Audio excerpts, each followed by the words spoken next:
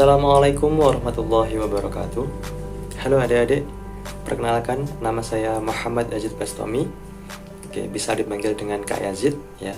Pada hari ini kita akan belajar tentang sistem koordinasi pada manusia. Apa itu sistem koordinasi pada manusia? Sebelum ke materi, saya akan menampilkan beberapa gambar yang mungkin akan menarik perhatian adik-adik ya tentang sistem koordinasi pada manusia ini. Nah, ini berikut merupakan gambar, ada gambar mata, ada gambar kelenjar tiroid, juga ada gambar otak, sekaligus ada gambar neuron. Nah, apa sangkut pautnya antara keempat gambar ini nanti dengan materi sistem koordinasi pada manusia? Sebelumnya kita akan bahas lebih lanjut di video kali ini. Tujuan pembelajaran pada video ini adalah yang pertama, memahami konsep sistem saraf pada manusia. Yang kedua adalah menganalisis hubungan struktur jaringan penyusun organ sistem hormon pada manusia. Berikutnya ada menganalisis konsep sistem indera pada manusia. Yang terakhir ada memahami dampak nafsa pada sistem saraf. Pada materi kali ini kita akan belajar tentang 5 poin ya adik-adik. Yang pertama, kita akan belajar tentang sistem koordinasi. Pada materi ini kita akan belajar tentang konsep sistem koordinasi. Berikutnya ada fungsi dari sistem koordinasi. Dan yang terakhir nanti kita akan belajar tentang macam-macam dari sistem koordinasi. Berikutnya, poin yang kedua, kita akan belajar tentang struktur dari saraf. Berikutnya ada mekanisme gerak dan penghantaran impuls. Berikutnya ada jenis sistem saraf. Dan yang terakhir nanti kita akan belajar tentang gangguan pada sistem saraf. Pada poin yang ketiga kita akan belajar apa saja. Kita akan belajar tentang karakter dan fungsi sistem hormon.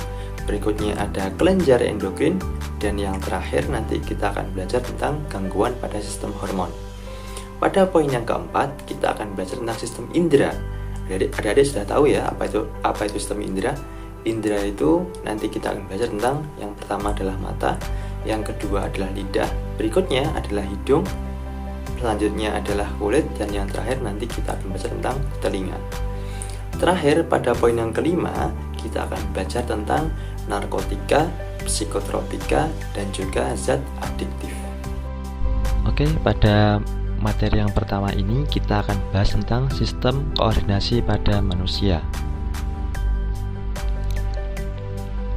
Sistem koordinasi pada manusia itu merupakan sebuah sistem yang mengatur kerja organ-organ tubuh agar bekerja dengan baik dan saling selaras.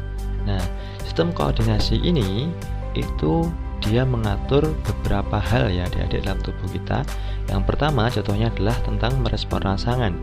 Karena merespon rangsangan ini merupakan ciri dari makhluk hidup ya adik-adik yang kita sebut sebagai iritabilitas.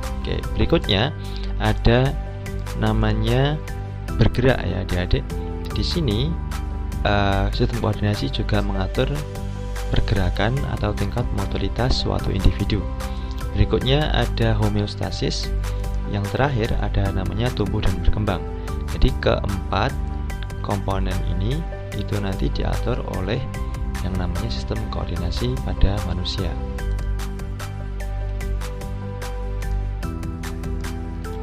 Fungsi dari sistem koordinasi itu yang pertama adalah mengatur dan mengendalikan gerak agar tepat sasaran. Berikutnya ada mengontrol homeostasis tubuh agar tetap berjalan stabil. Berikutnya ada mengendalikan fungsi iritabilitas pada makhluk hidup. Yang terakhir ada mengontrol organ tubuh agar dapat bekerja sama.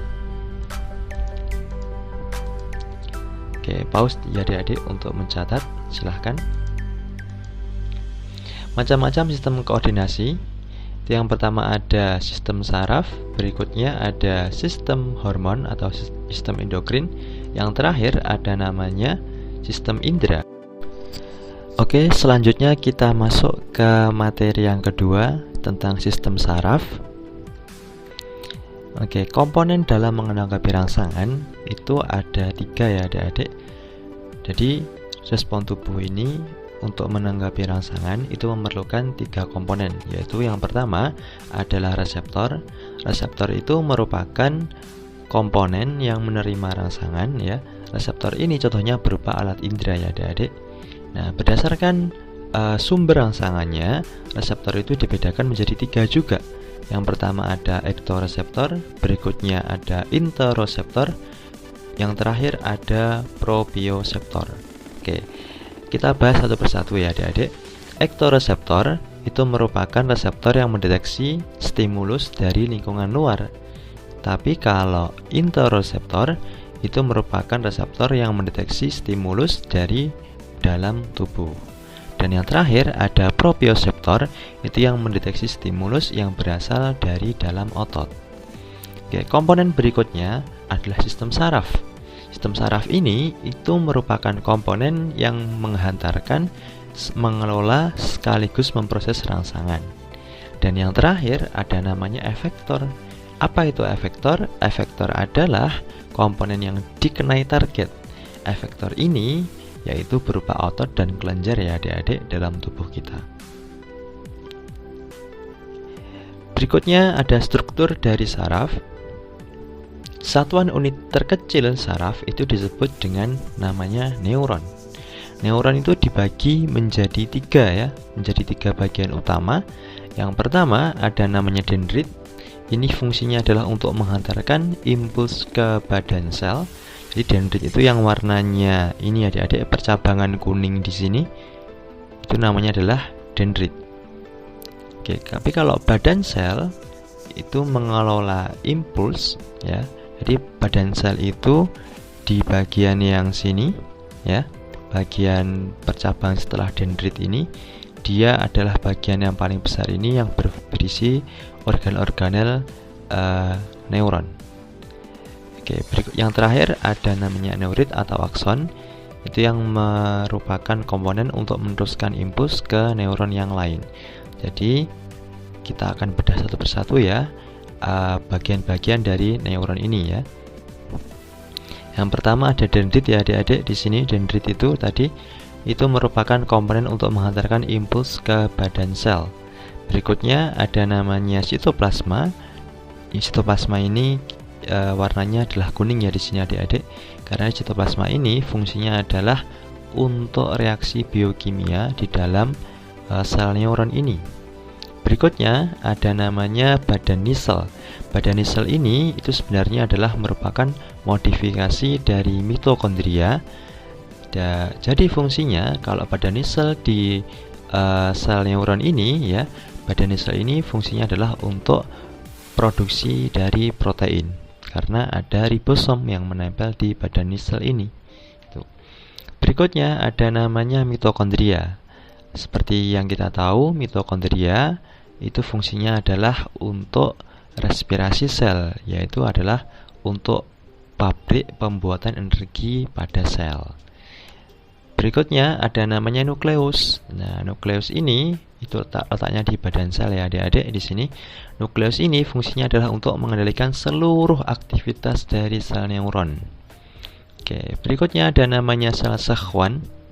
Nah, bagian dari akson atau neurit yang dia tidak diselimuti oleh selubung myelin yang dinamakan nodus Ranvier. Nah, nodus Ranvier ini merupakan bagian dari neurit tadi ya adik-adik yang dia itu tidak diselubungi oleh namanya selubung myelin. Nah, jadi fungsinya adalah apa?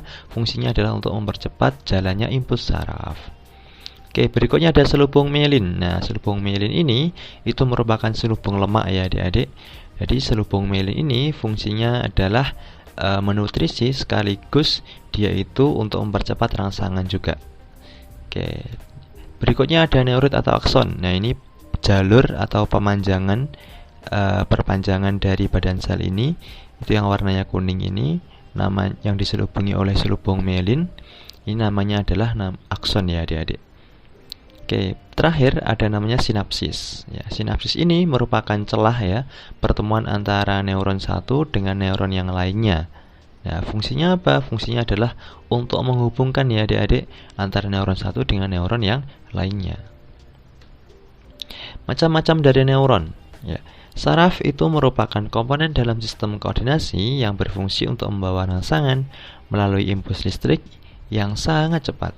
kecepatan impuls itu mencapai 250 meter per sekon atau sekitar 274 km per jam.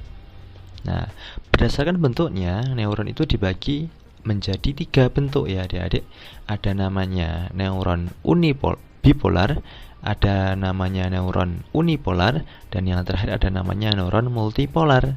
Oke, apa bedanya neuron bipolar, unipolar, sama multipolar ini? Kita lihat di badan selnya ini adik-adik.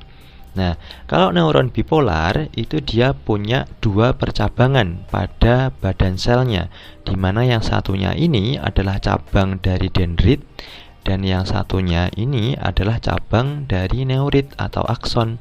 Nah, tapi kalau neuron unipolar ini pada badan selnya itu hanya terdapat 1 percabangan. Jadi di sini adik-adik tepatnya itu ada 1 percabangan, di mana 1 percabangan itu terdiri dari cabang dari akson atau neurit maupun cabang dari dendrit ya adik-adik. Nah, berikutnya kalau neuron multipolar itu pada badan selnya itu terdapat banyak sekali percabangan. Ya, di sini ada banyak sekali percabangan dari dendrit dan 1 percabangan dari akson atau neurit gitu. Berdasarkan fungsinya, neuron itu dibagi menjadi 3. Ada neuron sensorik atau aferen, ada neuron asosiasi atau neuron konektor, dan yang terakhir ada namanya neuron motorik atau eferen. Nah, jadi seperti ini adik-adik gambarnya. Neuron aferen, konektor, sama eferen. Coba kita lihat dengan seksama. Kalau kita lihat neuron aferen atau neuron sensorik itu bentuknya lebih panjang dendritnya ya adik-adik. Ya, coba dilihat di sini. Ini ada reseptor. Reseptor itu tadi berupa alat indera kita. Kalau di sini itu berupa kulit ya berarti. Coba adik-adik lihat di sini itu dendritnya dia lebih panjang kalau aferen ya. Tapi neuritnya atau aksonnya itu lebih pendek gitu ya. Oke, jadi di sini aferen ini itu bentuknya adalah neuron unipolar ya adik-adik. Terus berikutnya kita lanjut ke neuron konektor. Nah, neuron konektor ini berarti namanya adalah neuron multipolar karena di sini dilihat pada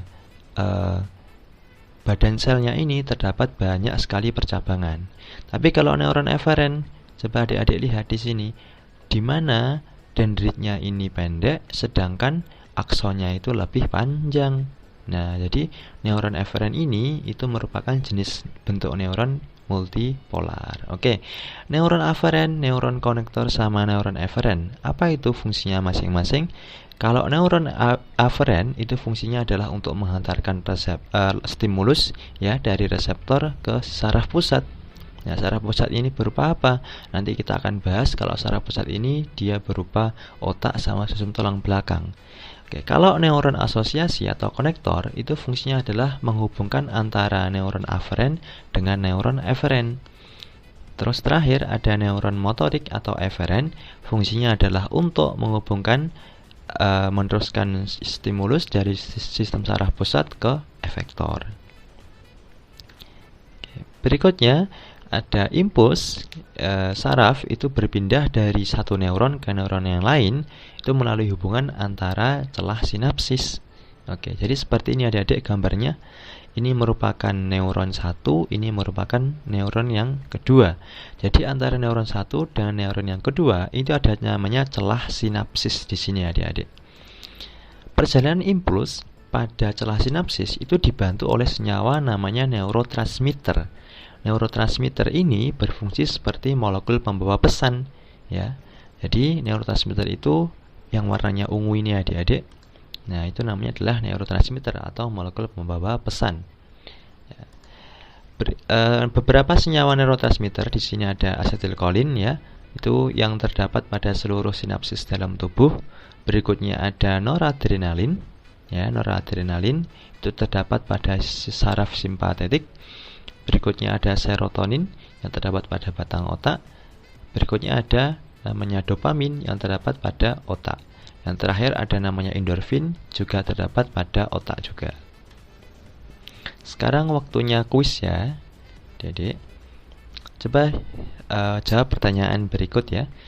Jenis reseptor pada tubuh yang berfungsi mengenai rangsangan dari lingkungan disebut A. Ektoreseptor, B. Interoreseptor, C. Proprioseptor. Oke, silahkan di pause dulu ya adik-adik untuk menjawab. Oke, kalau sudah, apa jawabannya adik-adik? Nah, kalau jenis reseptor pada tubuh yang berfungsi mengenai rangsangan dari lingkungan ya, dari lingkungan, itu namanya adalah ektoreseptor. Oke, jadi interoreseptor sama proprioseptor ini salah. Kalau interoreseptor itu yang mengenai rangsangan dari dalam tubuh, tapi kalau proprioseptor itu yang mengenai rangsangan dari otot. Oke.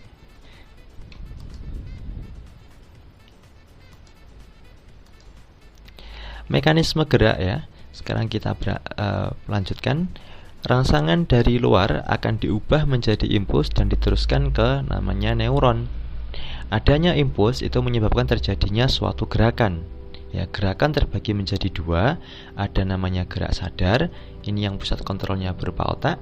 Ada misal saat kita menulis ya adik-adik di sini, perjalanannya impulsnya itu seperti ini. Ada stimulus atau rangsangan. Berikutnya ditangkap oleh namanya reseptor kita atau indera. Indera menghantarkan rangsangannya ke saraf sensorik atau aferen. Ya, saraf sensorik menghantarkan ke otak, otak ke saraf motorik ke namanya efektor. Jadi begitu. Jadi saat kita menulis itu kita melakukan namanya gerak sadar ya. Berikutnya ada gerak refleks ya, di mana pusat kontrol ini merupakan sumsum tulang belakang ya adik-adik. Jadi perjalanan impulsnya itu sebagai berikut ya. Misal saat kita kaget ya, ada ular gitu, wah kaget gitu. Ini perjalanan impulsnya itu dari stimulus ya, berikutnya diterima oleh reseptor kita atau berupa indera, diteruskan ke saraf sensorik, berikutnya ada sumsum tulang belakang sebagai pusat kontrol dari gerak refleks, berikutnya ada saraf motorik, dan yang terakhir ada namanya efektor.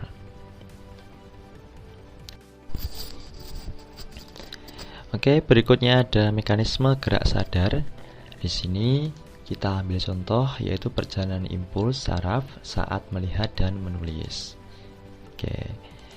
Jadi di sini saat kita melihat ya, itu berarti reseptornya itu berupa mata ya, indera mata. Oke. Jadi reseptor nanti kemana? Ke namanya neuron sensorik ya, adik-adik. Dari neuron sensorik nanti menuju kemana? Menuju ke sistem saraf pusat. Ini berupa otak ya, karena otak ini merupakan pusat kendali dari gerak sadar. Oke, berikutnya dari otak nanti menuju ke neuron motorik. Nah, neuron motorik kan fungsinya tadi adalah mengantarkan impuls dari sistem saraf pusat atau otak ke namanya adalah efektor ya. Dari neuron motorik nanti berarti menuju ke efektor. Efektornya ini berupa apa? Berupa tangan berarti. Di sini berupa tangan berupa apa? Berupa otot ya, otot di tangan. Karena kita menulis itu menggunakan namanya otot tangan. Oke, jadi efektornya adalah berupa otot di sini. Berikutnya, di sini ada mekanisme gerak refleks ya adik-adik. Mekanisme gerak refleks contohnya seperti ini pada gambar ini ya. Di sini contohnya adalah saat seseorang itu tidak sengaja menyentuh duri landak ya. Oke, mekanismenya bagaimana? Kalau tidak sengaja menyentuh duri landak, nanti pastinya tangannya akan terangkat ya adik-adik. Oke, bagaimana mekanisme perjalanan impuls ya dari gerak refleks ini? Kita simak bersama. Yang pertama, di sini ada reseptor di kulit ya, itu menerima rangsangan berupa tusukan. Jadi tusukan ini diidentifikasi sebagai namanya stimulus ya. Dari stimulus nanti diterima oleh namanya saraf sensorik ya sebagai sinyal listrik ya atau impuls tadi. Berikutnya dari saraf sensorik nanti kemana? Saraf sensorik itu akan membawa ke namanya adalah sistem saraf pusat. Di mana sistem saraf pusat pada gerak refleks ini itu ada dua ya adik-adik, ada otak dan sumsum tulang belakang ya. Jadi yang warnanya merah ini ya, impuls nanti akan berjalan terus ke namanya di sini ada sumsum tulang belakang. Itu karena sumsum tulang belakang itu merupakan pusat kendali dari gerak refleks. Oke, setelah jadi sumsum tulang belakang ya, di sumsum tulang belakang ini ya, sinyal respon ya dari sinyal dari saraf penghubung atau neuron konektor itu nanti dibawa oleh namanya saraf motorik menuju ke efektor atau organ. Nah, kita ketahui bahwasanya saraf penghubung atau neuron konektor itu paling banyak itu ditemukan pada saraf pusat ya adik-adik, entah itu sistem tulang belakang maupun otak. Nah, dari sini nanti impuls saraf itu akan diteruskan menuju ke neuron motorik ya adik-adik. Nah, jadi yang warnanya biru ini tujuannya neuron motorik kemana nanti? Tujuannya adalah ke otot. Nah, otot ini itu berkontraksi ya di sini, berarti coba kita lihat kontraksinya otot ini menyebabkan apa? Menyebabkan tangan kita itu terangkat ya gitu ya adik-adik. Jadi ini perjalanannya saat mekanisme gerak refleks. Oke, mekanisme penghantaran impuls saraf ya. Neuron dalam keadaan istirahat itu memiliki energi potensial ya. Namanya potensial membran, disebut sebagai namanya potensial istirahat untuk bekerja dalam mengirim impuls ya. Kondisi normalnya saat suatu neuron itu tidak ada rangsangan sama sekali itu dinamakan kondisi polarisasi ya, atau potensial istirahat tadi. Saat adanya impuls itu menyebabkan membran sel saraf itu namanya terdepolarisasi ya, menjadi semakin positif. Akibat dari masuknya ion natrium ke dalam sel neuron. Akibat perbedaan muatan sel saraf menyebabkan impuls itu merambat sepanjang akson menuju sinapsis. Oke, jadi mekanisme perjalanan impuls saraf itu seperti digambarkan di video ini ya adik-adik. Coba kita lihat bersama. Di sini coba adik-adik lihat, mula-mula di dalam neuron ini tabung yang sangat panjang ke kanan ini namanya adalah neuron ya adik-adik. Coba adik-adik lihat di bagian dalam membran dalam ini mula-mula muatannya adalah negatif semua ya adik-adik, tapi di bagian luar muatannya adalah positif semua. Oke. Saat terjadi namanya stimulus ya atau rangsangan, itu nanti menyebabkan apa? Menyebabkan kanal dari ion natrium yang berada di membran sel saraf ini nanti akan terbuka adik-adik. Kalau kanal natriumnya terbuka akan menyebabkan apa? Akan menyebabkan natrium dari luar sel itu nanti akan masuk ke dalam sel. Nah, akibat masuknya natrium tadi, karena terbukanya kanal natrium, itu menyebabkan sel saraf itu mengalami terdepolarisasi ya, menjadi semakin positif muatannya. Jadi begitu ya adik-adik. Coba kita simak dulu. Jadi seperti ini ya adik-adik. Nah, natriumnya ini akan masuk ke dalam ya adik-adik. Natriumnya masuk ke dalam menyebabkan muatan di dalam membran sel ini menjadi lebih positif ya. Gitu. Jadi ini terus sampai ke ujung sinapsis karena terjadi perbedaan muatan potensial tadi. Nah, itu. Ini merupakan namanya adalah potensial aksi. Oke. Nah, jadi seperti ini ya. Ini merupakan beberapa gambaran sel saraf. Kalau yang atas ini itu dia tidak ada selubung mielinnya, tapi kalau yang bawah ini itu adalah sel saraf yang terdapat selubung mielin. Kalau yang atas ini tadi sama seperti tadi adik-adik perjalanannya kalau nggak ada selubung mielinnya, tapi kalau yang bawah ini yang ada selubung mielinnya kita akan bahas secara lanjut ya. Coba kita lihat. Nah, yang bawah ini kita lihat bersama. Nah, saat terjadi namanya stimulus atau saraf, itu akan terjadi namanya potensial aksi, di mana kanal-kanal natrium yang berada pada neuron atau membran neuron yang tidak diselimuti oleh selubung mielin ini akan terbuka, sehingga apa? Natriumnya dari luar itu akan masuk ke dalam, sehingga menyebabkan muatan di dalam membran sel ini, sel saraf ini itu akan menjadi lebih positif atau namanya depolarisasi. Jadi begitu. Oke adik-adik, Sudah paham ya?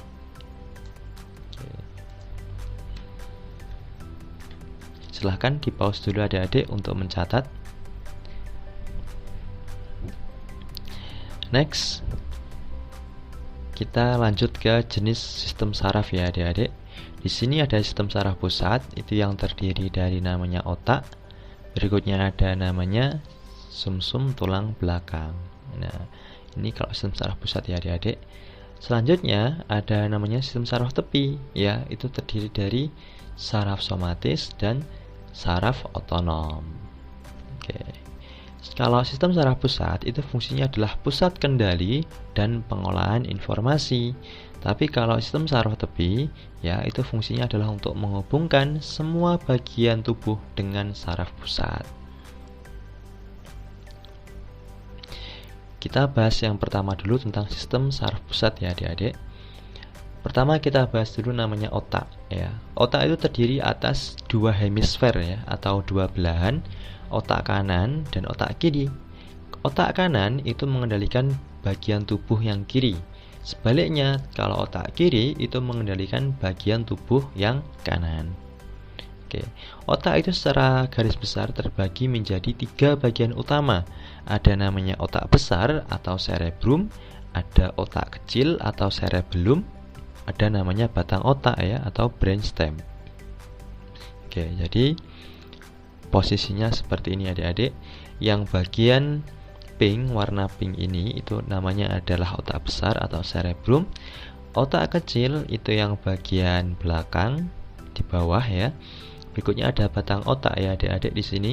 Batang otak itu yang dilingkari oleh lingkaran warna merah. Oke, namanya batang otak ya atau brainstem. Nah, ini fungsinya ya dari setiap bagian otak.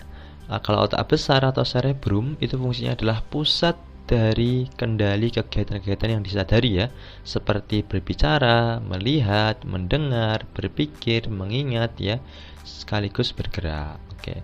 Tapi kalau cerebellum atau otak kecil ya, fungsinya adalah untuk pusat keseimbangan tubuh dan mengkoordinasikan kerja otot serta bergerak juga. Nah, berikutnya lagi ada namanya brainstem atau batang otak.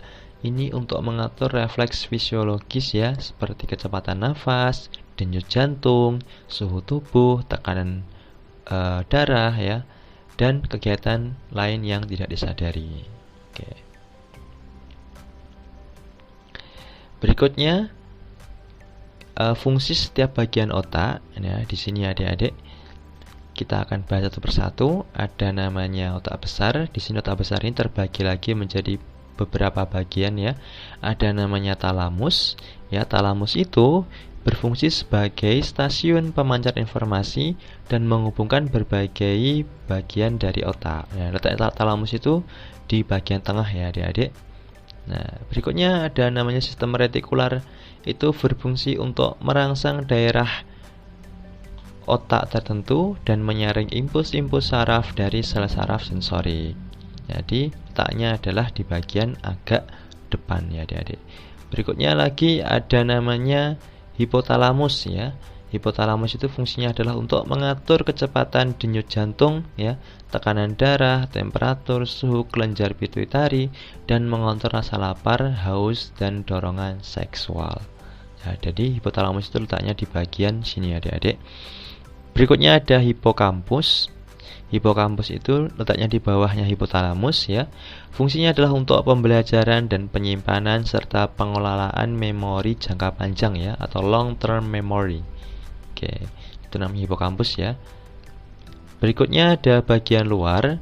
Ini yang terdiri dari substansi kelabu, berfungsi untuk mengontrol kesadaran ya, meliputi 4 lobus ya. Jadi secara garis besar tadi ada berpikir, intelijensi ya, daya ingat, dan berhubungan dengan indera juga. Berikutnya ada ini bagian luar tadi, itu dibagi menjadi 4 ya. Ada lobus occipitalis, itu yang bagian belakang ya. Itu bagian belakang occipitalis ini itu berhubungan dengan namanya indera penglihatan ya adik-adik, letaknya di bagian belakang sini. Berikutnya ada lobus temporalis. Lobus temporalis itu letaknya agak atas di sini. lobus temporal fungsinya adalah berhubungan dengan indera pendengaran dan beberapa indera penglihatan juga. Berikutnya lagi ada namanya lobus frontalis ya. Frontal itu adalah depan ya adik-adik, mengatur gerakan volunteer atau gerakan yang kita sadari, dan juga kecakapan berbahasa, juga pengendalian gerakan otot. Berikutnya ada lobus parietalis. Ini yang letaknya agak bawah ya adik-adik. Itu fungsinya adalah menerima informasi dari kulit dan memproses informasi tentang posisi tubuh. Oke, berikutnya ada bagian dalam. Bagian dalam ini, bagian dalam otak besar ini terdiri atas substansi putih ya, sebagai saluran saraf yang memungkinkan bagian-bagian korteks ya, misalnya korpus kolosum yang menghubungkan dua hemisfer cerebral juga. Nah, jadi bagian dalam ini adalah menghubungkan dua hemisfer cerebral. Oke, berikutnya ada otak tengah ya adik-adik. Di sini bagian tengah. Fungsinya adalah untuk menghubungkan antara otak belakang, otak depan, dan menerima reseptor dari sensorik, dari refleks mata juga. Berikutnya ada otak belakang atau otak kecil ya adik-adik ini. Ya, otak kecil itu fungsinya adalah untuk mengontrol keseimbangan dan koordinasi tubuh ya adik-adik. Oke. Berikutnya lagi ada namanya batang otak atau brainstem. Itu terdiri atas medula dan pons. Kalau medula ini fungsinya adalah untuk mengontrol aktivitas bawah sadar ya, yang tidak kita sadari, seperti bernafas, pencernaan, denyut jantung ya, menelan, muntah, dan bersin ya, dan masih banyak lagi. Berikutnya ada pons. Kalau pons ini itu menghubungkan antara cerebellum, korteks cerebral, dan bagian-bagian otak yang lainnya. Oke, silahkan adik-adik pause dulu untuk mencatat ya. Oke, next. Ada sistem saraf pusat ya. Berikutnya, sistem saraf pusat ini yang kedua adalah sumsum tulang belakang atau medulla spinalis. Sumsum tulang belakang itu adalah pusat kendali dari gerak refleks ya. Sumsum tulang belakang itu terdiri atas bagian luar yang berwarna putih dan bagian dalam yang warnanya adalah kelabu. Medulla spinalis atau sumsum tulang belakang itu dilindungi dari 3 membran ya. Ada namanya durameter, arachnoid, dan pia-meter. Ini merupakan gambar dari sumsum tulang belakang. Oke, di sini bagian yang luar itu namanya adalah berwarnanya putih ya. Kalau bagian dalam itu warnanya adalah kelabu.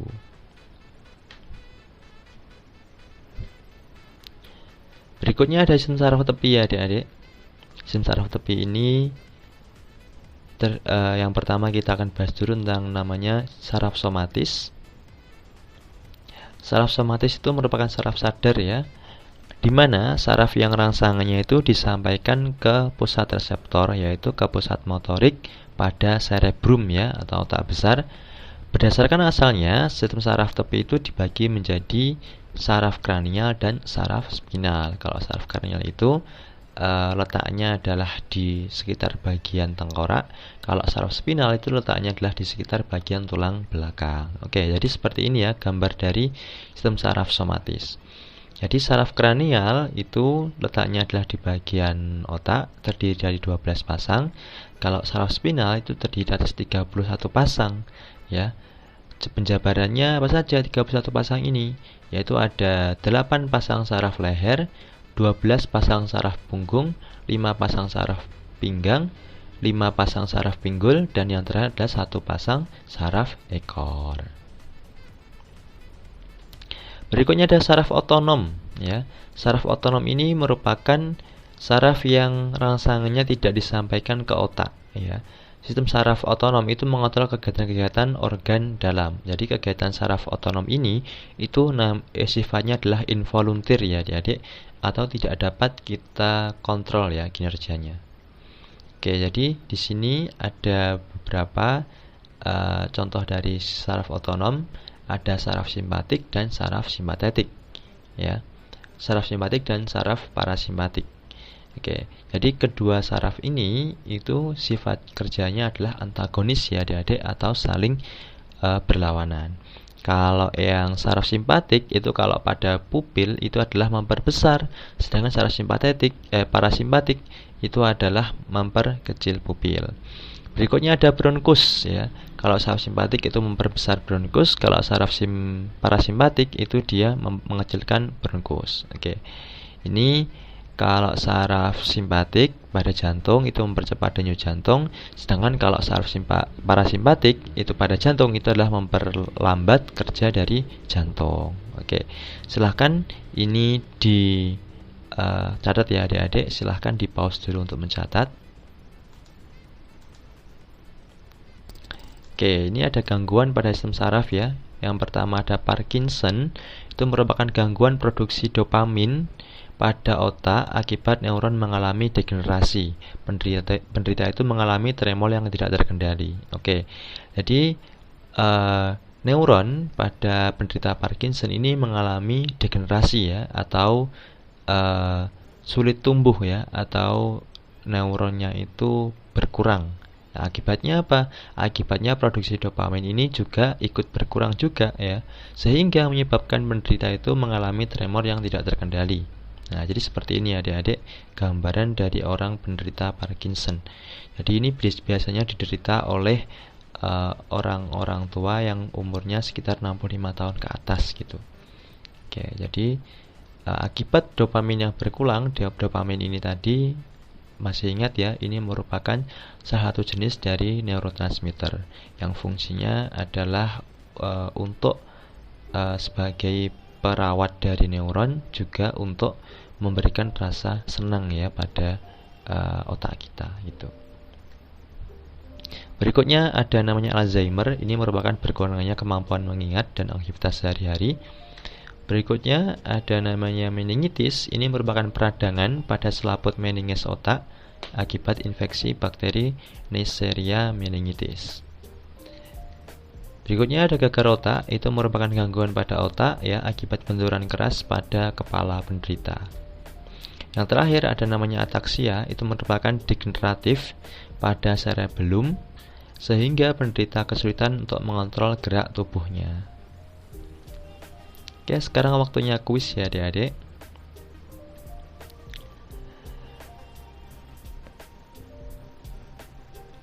Penghantaran impuls saraf di sepanjang akson itu terjadi karena membran akson itu mengalami peristiwa apa? Oke, jadi ada A, potensial membran, ada polarisasi membran, ada namanya potensial aksi. Coba adik-adik ingat apa? Silahkan di pause dulu untuk menjawab ya. Oke, jawabannya adalah potensial aksi ya. Jadi penghantaran impuls sepanjang akson itu terjadi karena adanya potensial aksi. Tadi potensial aksi tadi itu merupakan potensial di mana keadaan sel saraf itu menjadi semakin positif ya di dalamnya, karena ion kanal natrium itu nanti akan terbuka sehingga ion natriumnya yang bermuatan positif itu akan masuk ke dalam, sehingga menyebabkan membran bagian dalam saraf itu akan menjadi lebih semakin positif lagi. Itu namanya adalah depolarisasi. Depolarisasi yang terlalu kuat nanti akan menyebabkan namanya potensial aksi ini. Berikutnya kita ke materi selanjutnya atau materi yang ketiga tentang sistem endokrin. Oke. Sistem endokrin itu memiliki karakter dan fungsi ya. Oke, yang pertama, nanti sambil dicatat ya adik-adik, sambil di pause.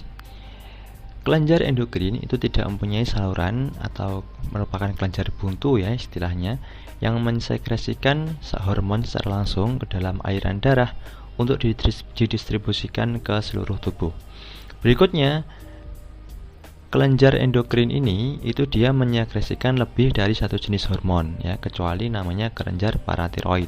Ini yang hanya menyekresikan satu jenis hormon saja. Terus berikutnya, kelenjar endokrin itu memiliki sejumlah sel sekretori yang dikelilingi oleh banyak pembuluh darah dan ditopang oleh namanya jaringan ikat. Berikutnya, masa aktif dari kelenjar endokrin dalam menghasilkan hormon itu berbeda-beda. Oke, yang terakhir, sekresi hormon itu dapat distimulasi atau dirangsang ya ini ya, oleh atau dihambat oleh kadar hormon-hormon lainnya dan senyawa non-hormon dalam darah serta impuls saraf juga. Oke, silahkan sambil adik-adik catat ya.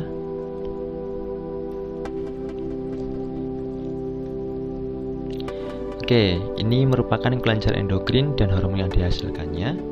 Oke, ini ada beberapa anatomi dari tubuh kita tentang kelenjar endokrin, letaknya di mana saja.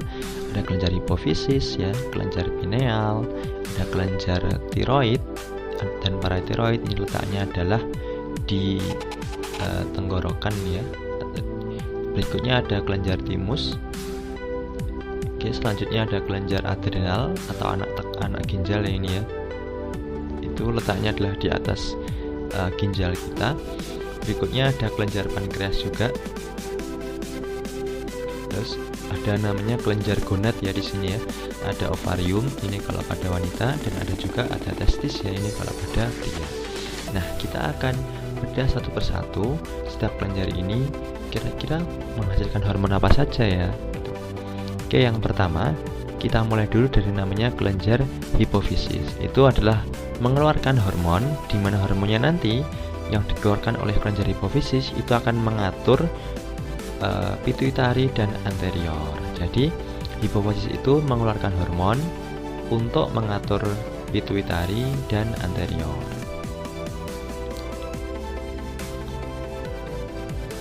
Berikutnya ada namanya kelenjar timus ya, atau ini sekresinya hormonnya namanya adalah timosin. Timosin itu merupakan kelas hormon peptida, ini berupa protein ya. Target hormonnya itu adalah sel limfosit T atau sel darah putih T ya ini ya, limfosit T. Fungsinya adalah untuk produksi sekaligus pematangan di limfosit T. Terus berikutnya ada namanya kelenjar pankreas. Ini sekresi hormonnya berupa insulin dan glukagon ya adik-adik. Kelas hormonnya di sini berupa protein ya. Target hormonnya di sini adalah hati, otot, sel adiposa. Oke, fungsinya adalah untuk mengatur kadar gula darah. Oke, di sini fungsi insulin itu adalah untuk menurunkan kadar gula dalam darah ya. Nanti kalau kadar gula kita dalam darah berlebih, nanti akan dialokasikan atau disimpan di namanya hati dan otot. Oke, tapi kalau glukagon ini kebalikannya dari insulin, adalah untuk meningkatkan kadar gula dalam darah ya adik-adik. Jadi semisal saat seseorang itu kekurangan gula dalam darahnya, nanti hormon glukagon ini akan diproduksi. Nah, fungsinya apa? Fungsinya adalah untuk menaikkan kembali kadar gula dalam darah. Jadi begitu. Jadi kedua hormon ini sifatnya adalah antagonis. Oke, berikutnya ada namanya kelenjar gonad ya. Di sini ada ovarium. Sekresi hormonnya berupa estrogen dan progesteron. Oke, kelas hormonnya di sini adalah steroid ya. Terus target hormonnya di sini berupa gonad, kulit, otot serta tulang. Kalau fungsinya, hormon estrogen dan progesteron ini juga untuk menampakkan ciri seks sekunder pada perempuan. Oke, kita lanjutkan. Ada kelenjar pineal ya di sini ya. Itu untuk produksi hormon ADH, oksitosin, TSH. Oke, ADH kita bedah dulu ya. ADH itu singkatan dari antidiuretik hormone atau oksitosin. Berikutnya ada TSH atau thyroid stimulating hormone. Ini untuk menstimulasi dari kelenjar tiroid ya. Ada ACTH, ada adenocorticotropic hormone. Ini untuk menstimulasi kelenjar adrenal. Ada FSH itu untuk pembentukan folikel. Kalau LH ini itu untuk namanya ovulasi. Berikutnya lagi ada prolaktin ya. Di sini untuk produksi susu. Ada GH, growth hormone, ini untuk pertumbuhan. Ada MSH, melanosis stimulating hormone ya di sini. Terus ini adalah beberapa fungsi dari dari hormon yang dihasilkan oleh kelenjar pineal. Ada ADH, ini golongannya kelas hormonnya adalah peptida, diproduksi oleh ginjal ya di sini. Fungsinya adalah untuk merangsang reabsorpsi air ya oleh ginjal serta merangsang kontraksi otot uterus. Ya, jadi di sini ADH itu fungsinya kalau disekresikan di darah itu nanti akan merangsang reabsorpsi air oleh ginjal. Akibatnya adanya ADH ini itu mengaktifkan mekanisme hemat air ya dalam tubuh kita gitu. Jadi nanti kalau hormon ADH ini nanti di dalam darah tinggi, nanti urin kita warnanya akan keruh ya, warnanya akan kuning gitu. Tapi kalau ADH dalam darah kita rendah, nanti reabsorpsi air berkurang. Akibatnya apa? Akibatnya nanti urin kita warnanya bening ya. Jadi gitu, semakin banyak urin kita yang keluar. Berikutnya ada oksitosin ya di sini. Oksitosin itu juga merupakan kelas hormon peptida. Target hormonnya adalah uterus, kelenjar susu ya. Untuk fungsinya adalah untuk mengeluarkan susu sekaligus untuk kontraksi otot uterus juga. Oke. Berikutnya ada TSH ya, thyroid stimulating hormone. Ini kelas hormonnya adalah glycoprotein. Oke. Target hormonnya adalah tiroid ya. Itu fungsinya TSH ini adalah untuk merangsang tiroid. Oke. Kalau ACTH ya, adenocorticotropic hormone, ini kelas hormonnya adalah peptida. Ini juga berupa protein. Target hormonnya ini berupa korteks adrenal ya, atau kelenjar anak ginjal ya. Fungsinya adalah untuk merangsang korteks adrenal ya. Jadi selanjutnya ada gonadotropik ya, ada hormon gonad, ini ada FSH sama LH. Kelas hormonnya berupa glikoprotein. Target hormonnya adalah gonad. Produksi sperma, sel telur, dan hormon seks. Ini merupakan fungsinya dari hormon gonadotropik. Berikutnya ada prolaktin ya. Ini kelas hormonnya adalah protein. Target hormonnya kelenjar susu. Fungsinya adalah untuk produksi susu. Nah, itu namanya prolaktin ya. Pro itu mendukung, laktin adalah susu ya. Berikutnya ada growth hormone ya, atau GH. Kelas hormonnya berupa protein ya. Ini target hormonnya berupa jaringan dan tulang. Fungsinya adalah untuk pembelahan sel ya, serta sintesis protein dan pertumbuhan tulang. Terakhir ada namanya MSH ya, melanocyte stimulating hormone. Ini kelas hormonnya peptida. Target hormonnya adalah di kulit ya, atau melanosit kulit ya. Fungsinya adalah untuk pembentukan pigmen melanin. Berikutnya ada namanya kelenjar tiroid dan paratiroid. Ini menghasilkan beberapa hormon ya di sini. Ada namanya tiroksin, tirodotironin, dan PTH sekaligus kalsitonin. Oke. Ini adalah kelenjar tiroid ya adik-adik. Di sini kelenjar tiroid itu menghasilkan hormon tiroksin dan tirodotironin, T4 sama T3. Nah, ini kelas hormonnya merupakan modifikasi dari asam amino ya. Target hormonnya di seluruh bagian tubuh ya, seluruh jaringan tubuh. Fungsinya untuk meningkatkan laju metabolik, mengatur pertumbuhan dan perkembangan. Berikutnya ada kalsitonin. Kalsitonin ini kelas hormonnya adalah peptida. Target hormonnya adalah tulang, ginjal, serta usus ya. Fungsinya adalah untuk menurunkan kalsium dalam darah. Oke. Berikutnya ada paratiroid ya. Paratiroid ini hormonnya cuma satu ya, namanya PTH. Juga paratiroid hormone ya namanya ini. Ini kelas hormonnya adalah peptida atau protein juga. Target hormonnya berupa tulang, ginjal, dan usus, sama ya seperti kalsitonin. Fungsinya adalah untuk meningkatkan kadar kalsium dalam darah. Jadi kerja kalsitonin sama kerja PTH ini itu adalah antagonis ya adik-adik, atau berlawanan gitu. Oke, berikutnya ada namanya kelenjar adrenal ya. Kelenjar adrenal ini mensekresikan beberapa hormon juga. Oke, yang pertama ada namanya kelenjar kortisol atau glukokortikoid ya. Kelas hormonnya merupakan steroid. Targetnya merupakan seluruh jaringan. Fungsinya adalah untuk meningkatkan kadar gula darah serta merangsang pemecahan protein. Oke, berikutnya adalah mineral kortikoid ya.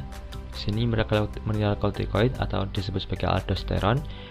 Kelas hormonnya merupakan steroid ya. Terus ini target hormonnya adalah di ginjal. Fungsinya adalah reabsorpsi natrium sama kalium. Terakhir ada namanya medula adrenal. Ini bagian dari kelenjar adrenal juga, bagian tengah ya medula ini. Itu sekresinya ada dua hormon ya, epinefrin dan norepinefrin. Ini kelas hormonnya merupakan modifikasi asam amino. Target hormonnya merupakan jantung dan otot ya. Fungsinya adalah untuk meningkatkan kadar gula dalam darah serta ini dikeluarkan pada situasi kritis juga. Jadi begitu, saat kita kaget ya, saat kita takut dan sebagainya. Jadi adrenalin atau epinefrin ini meningkat gitu. Berikutnya yang terakhir ada namanya sekresi hormon pada testis. Itu sekresinya berupa testosteron. Ini testosteron ini merupakan gonad pada laki-laki ya adik-adik, kelenjar gonad pada laki-laki, hormon gonad pada laki-laki. Kelas hormonnya ini merupakan steroid juga, sama tadi dengan progesteron sama estrogen. Target hormonnya ini berupa gonad ya, kulit, otot sekaligus tulang. Fungsinya adalah untuk menampakkan ciri-ciri seks sekunder pada pria. Oke, sekarang gangguan pada sistem endokrin ya adik-adik. Di sini yang pertama ada diabetes insipidus. Ini merupakan hiposekresi ADH yang menyebabkan poliuria. Jadi seperti yang kakak jelaskan tadi, hiposekresi ADH berarti ini ADH-nya dalam darah itu sedikit ya. Kalau ADH-nya sedikit atau antidiuretik hormonnya sedikit, itu akan menyebabkan apa? Akan menyebabkan reabsorpsi air di dalam ginjal itu sedikit pula. Nah, jadi kalau reabsorpsi air dalam ginjal itu sedikit, akibatnya apa? Banyak air nanti yang akan terbuang di ginjal ya, terutama nanti akan dijadikan urin oleh ginjal. Jadi begitu. Jadi kalau adanya hiposekresi ADH ini menyebabkan adalah poliuria atau banyak urin ya. Poli itu banyak, uria ini merupakan urin. Oke. Berikutnya ada namanya kretinisme. Kretinisme ini merupakan hiposekresi dari tiroksin ya. Jadi sedikit sekali produksi tiroksin. Kalau kita tahu tadi tiroksin itu merupakan hormon yang berfungsi untuk memperlaju ya metabolisme kita. Jadi kalau kekurangan tiroksin akibatnya apa? Metabolismenya lambat. Kalau lambat nanti beberapa bagian-bagian pertumbuhan itu nanti tidak akan berjalan secara maksimal. Berikutnya ada osteoporosis ya. Ini bisa terjadi karena salah satunya adalah hipersekresi parathormon. Oke. Dimana kita tahu bahwasanya parathormon tadi fungsinya adalah untuk menaikkan kalsium dalam darah.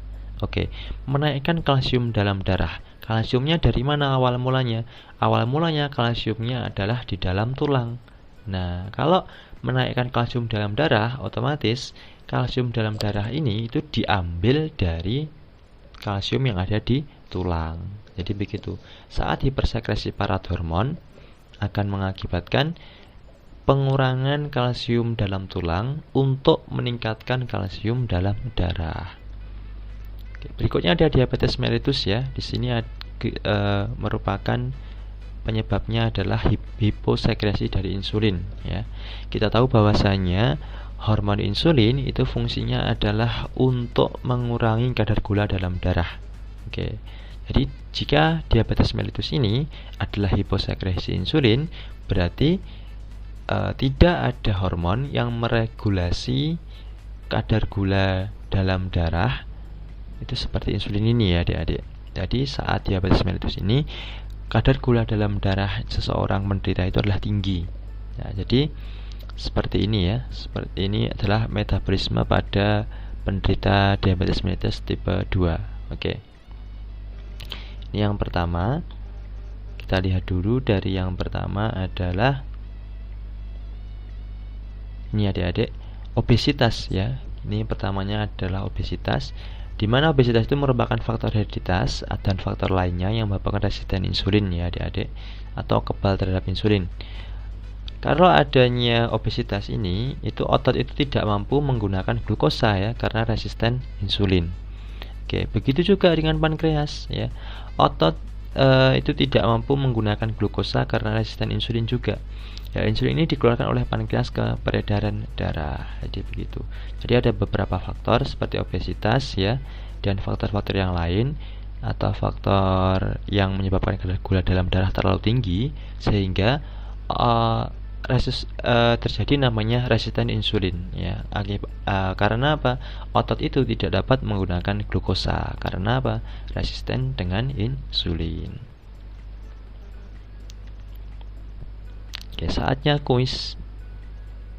Jika seseorang sedang melakukan aktivitas fisik berat ya, ternyata urinnya pun akan menjadi lebih pekat.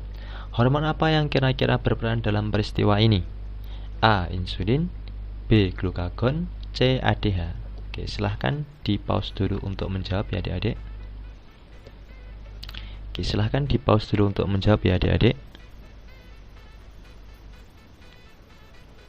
Oke, jawabannya adalah ADH.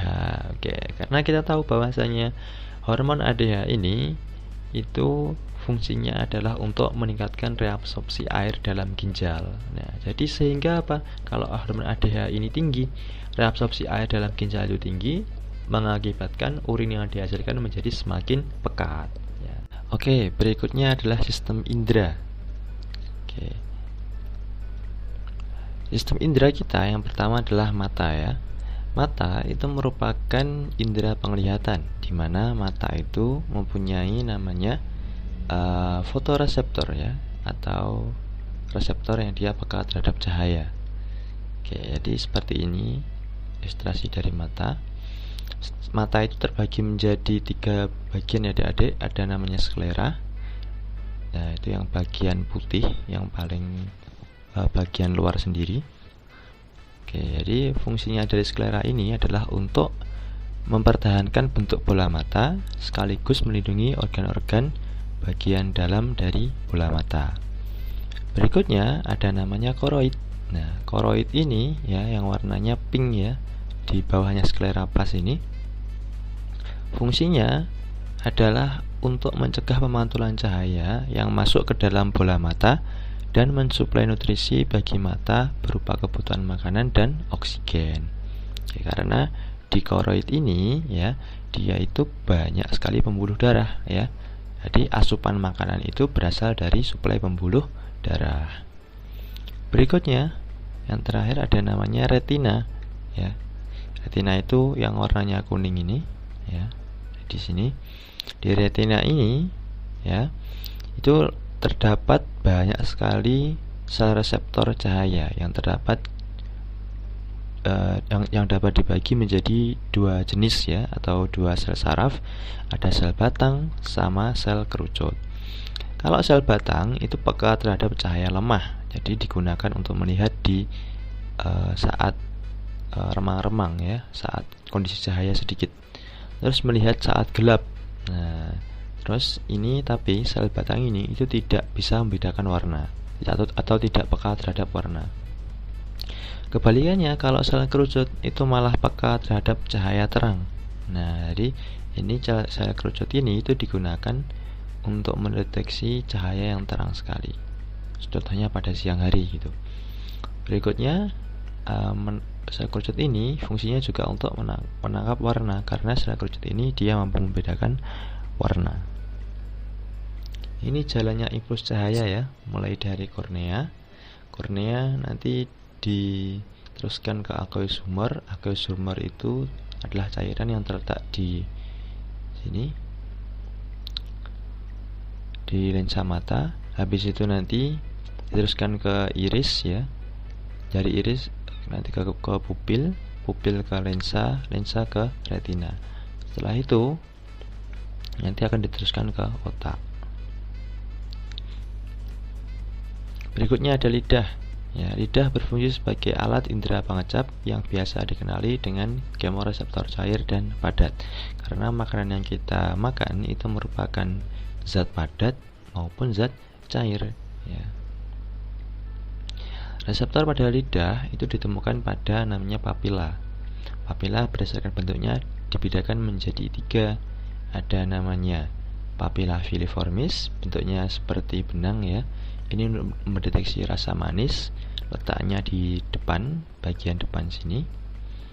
Terus berikutnya ada papila fungiformis, bentuknya seperti jamur, mendeteksi rasa asin dan asam, letaknya di bagian samping sini sama sini ya, sama di tengah juga. Berikutnya lagi ada papilla circumvallata. Ini untuk mendeteksi rasa pahit. Nah, itu letaknya adalah di bagian belakang. Nah, itu ya. Mekanisme kerja dari indera pengecap itu mulai dari stimulus makanan nanti masuk ya. Habis itu dideteksi oleh namanya papila lidah sebagai kemoreseptor kita. Berikutnya ada saraf gustatori. Setelah saraf gustatori nanti diteruskan ke medula oblongata untuk mendeteksi rasa, untuk menelan. Berikutnya lagi diteruskan ke talamus.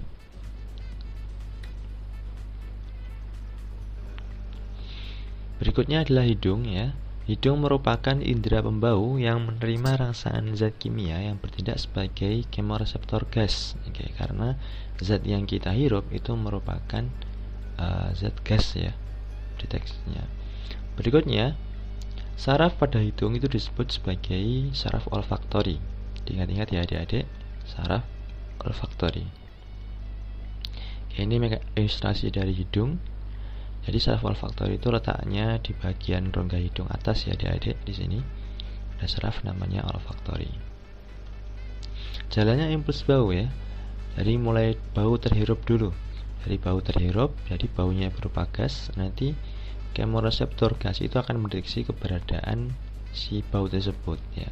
Dari kemoreseptor gas nanti dideteksi oleh saraf olfaktori ini.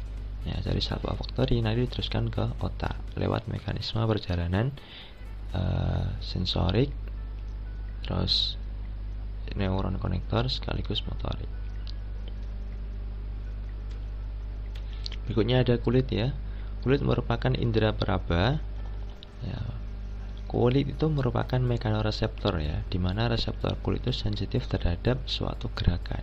Nah, jadi mekanoreseptor itu dari kata mekano sama reseptor. Mekano itu dia gerakan, reseptor itu yang menerima. Berarti dia mekanoreseptor itu adalah peka terhadap gerakan ya.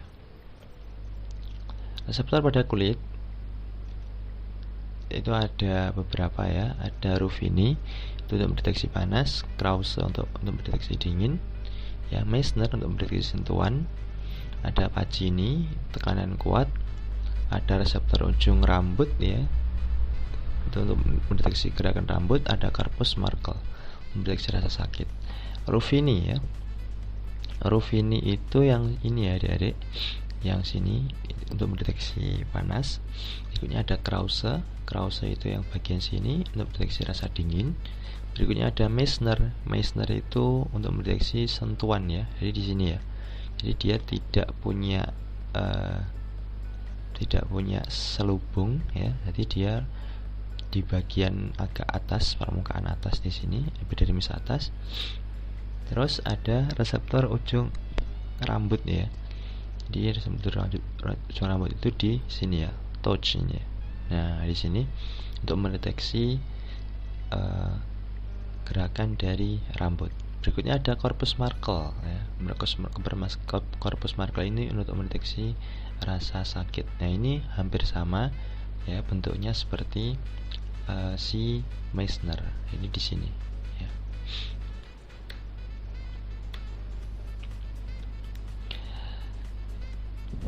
Telinga itu merupakan indera pendengaran atau fonoreseptor dan sebagai pendeteksi keseimbangan ya, equilibrium.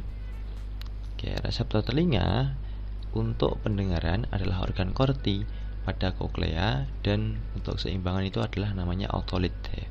Telinga itu berfungsi menerima gelombang suara. Gelombang suara itu merupakan suatu perubahan tekanan dan peregangan dari molekul udara yang disebabkan oleh bergetarnya suatu benda. Jadi benda yang bergetar itu namanya adalah sumber bunyi ya. Kerasnya suara bergantung pada besarnya getaran ya, atau amplitudo, dan tinggi nada suara bergantung pada frekuensi getaran per detik atau disebut sebagai suatu gelombang. Jadi ini bagian dari telinga ya. Sekaligus ini merupakan jalannya impuls dari telinga, mulai dari daun telinga. Jadi getaran nanti masuk melalui daun telinga ini, ditangkap oleh daun telinga, habis itu diteruskan ke saluran telinga sebelah sini. Jadi setelah dari saluran telinga nanti diteruskan ke namanya membran timpani ya, atau gendang telinga di sini. Berikutnya diteruskan lagi ke tulang pendengaran. Tulang pendengaran ini ada 3, tulang martil, tulang landasan, sama tulang sanggurdi ya di sini. Habis itu nanti diteruskan ke namanya tingkap jorong ya, tingkap jorong atau yang disebut sebagai 3 saluran setengah lingkaran ini namanya tingkap jorong. Berikutnya diteruskan ke koklea, atau di rumah siput ini ya. Setelah di rumah siput nanti diteruskan ke saraf auditori atau saraf pendengar ini. Nah, terakhir nanti akan diteruskan ke otak gitu. Jadi ini merupakan perjalanan dari impuls. Silahkan sampai dicatat ya adik-adik. Oke, kita lanjut ke materi yang terakhir ya adik-adik. Ini materi yang kelima tentang napsa dan psikotropika. Oke, sebelumnya adik-adik sudah tahu apa itu napsa ya. Napsa itu merupakan singkatan dari narkotika, psikotropika, dan zat adiktif ya. Ini berdasarkan pasal 1 Undang-Undang Nomor 35 Tahun 2009. Nah, apa itu narkotika, apa itu psikotropika, dan apa itu zat adiktif? Kita bahas lebih lanjut ya adik-adik. Narkotika itu adalah zat atau obat yang berasal dari tanaman atau bukan tanaman, baik sintetik maupun semi sintetik, yang dapat menyebabkan penurunan kesadaran, hilangnya rasa, dan dapat menimbulkan suatu ketergantungan ya, atau adiksi. Oke.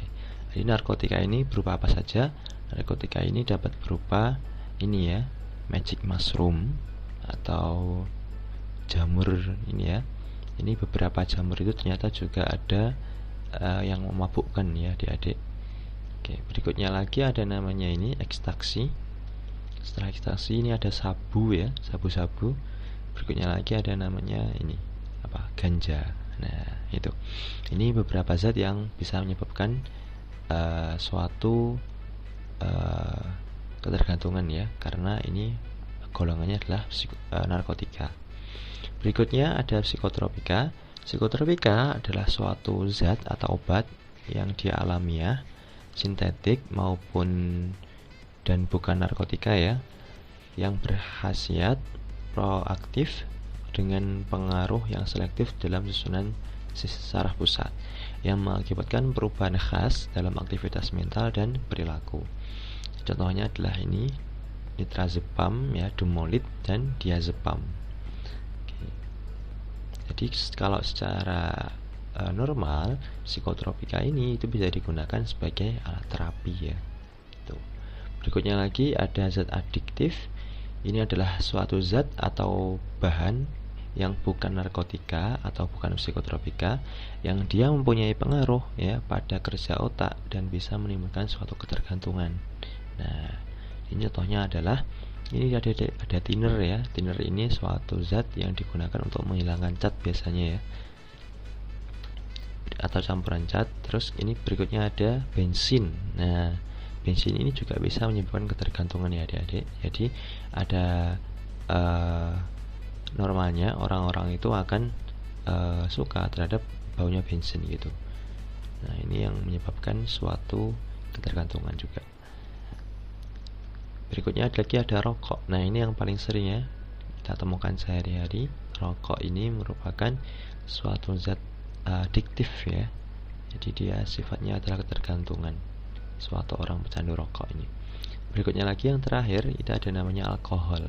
Nah, oke, jadi sudah tahu ya adik-adik bedanya antara narkotika, psikotropika maupun zat adiktif. Oke, napsa ini ya berdasarkan pengaruh obat-obatan itu digolongkan menjadi 4 golongan. Ada golongan sedatif, ada golongan stimulan, ada halusinogen, ada golongan depresan atau painkiller. Oke, kita bahas satu persatu ya adik-adik berdasarkan golongannya ini. Kita bahas dulu yang sedatif. Oke. Sedatif itu adalah obat-obat yang memberikan efek penenang, itu yang menurunkan aktivitas otak. Nah, sambil dicatat ya adik-adik, menurunkan aktivitas otak. Oke, jadi contohnya di sini adalah berupa Valium dan barbiturat. Berikutnya, kalau stimulan itu golongan obat yang mampu mengaktifkan sistem susunan saraf pusat, dan memberikan kondisi prima. Jadi ini stimulan itu dia kebalikannya dari sedatif ini adik-adik. Jadi kalau sedatif ini berarti penenang, kalau stimulan ini dia malah pengaktif sistem saraf pusat. Oke. Contohnya apa? Contohnya adalah amfetamin sama kokain gitu. Oke, jadi selain itu stimulan ini juga ada juga beberapa zat yang biasa kita konsumsi sehari-hari. Apa namanya? Kafein gitu. Berikutnya lagi ada halusinogen. Halusinogen ini merupakan golongan obat yang dapat memberikan efek halusinasi. Nah, contohnya apa saja? Contohnya adalah marijuana, ini atau ganja ya adik-adik. Karena ada zat namanya THC ya, tetrahydrocannabiol yang terdapat pada ganja ini. Berikutnya lagi ada ekstasi, kemudian ada heroin. Jadi ketiga zat ini itu merupakan contoh dari halusinogen ya, karena bisa menyebabkan halusinasi. Terakhir ada namanya depresan ya atau painkiller. Ini adalah golongan obat yang mampu menghilangkan rasa nyeri ya. Adik bisa tebak ini contoh obatnya apa? Oke, contohnya adalah opium dan morfin. Jadi biasanya zat depresan atau painkiller ini digunakan oleh penderita kanker ya adik-adik. Jadi begitu. Oke, ini ada dampak nafsa ya pada kehidupan sehari-hari. Dampak nafsa jika digunakan melebihi dosis ya atau overdosis dan tanpa pengawasan dokter. Ini yang pertama ada hilangnya koordinasi tubuh karena kurangnya produksi dopamin. Nah, adik-adik sudah tahu ya fungsi dari dopamin itu apa? Kita tahu bahwasanya dopamin itu merupakan hormon, sebenarnya adalah hormon kebahagiaan ya. Jadi saat kondisi dopamin ini merupakan neurotransmitter yang berfungsi untuk meningkatkan kinerja dari otak ya. Jadi kalau dopamin diproduksi itu efeknya adalah kesenangan ya, kegembiraan gitu. Jadi saat melebihi dosis penggunaan nafsa ini dan tanpa pengawasan dokter itu bisa menghilangkan koordinasi tubuh ya. Karena apa?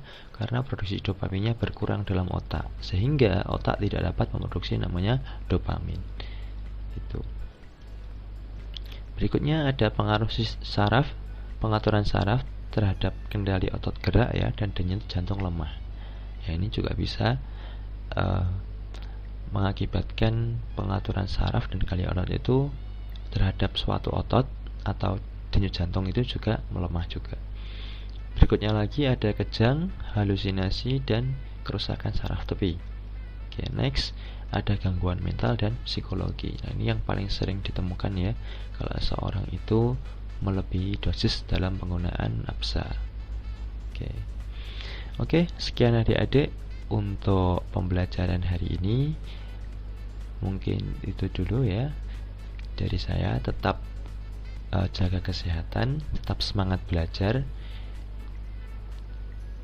rawat sistem koordinasi kita dengan berbagai cara yang mungkin telah disebutkan ya. Jadi jangan sampai terjerumus terhadap narkoba, tetap semangat ya, stay healthy. Sekian dari kakak, wassalamualaikum warahmatullahi wabarakatuh.